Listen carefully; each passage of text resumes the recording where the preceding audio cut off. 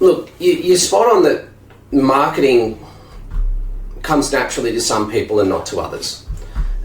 Just as engineering software comes naturally to some people and others, it's like a whole nother language that it's like an alien language that they'll never understand, nor will they try.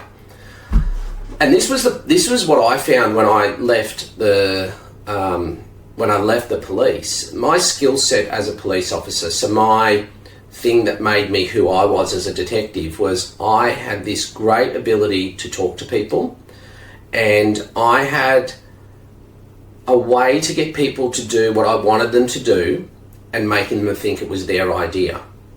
Now, what I didn't know at the time is that was marketing.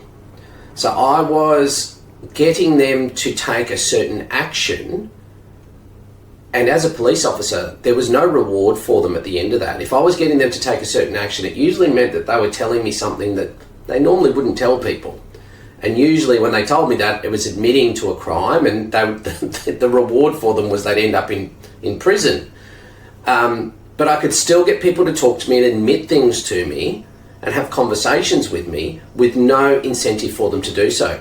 So when I fell into online marketing and I started diving into it, that's when I found, hey, this skill is transferable. I'd spent a career finding people that didn't want to be found and getting them to do what I wanted them to do.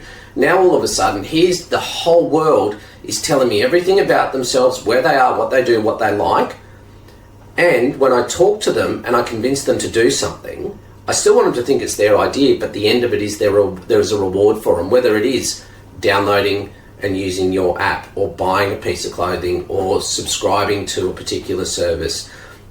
Whatever it might be, there was an intrinsic reward for them that made them happy. So I found it a much easier proposition than what I had done for my earlier career.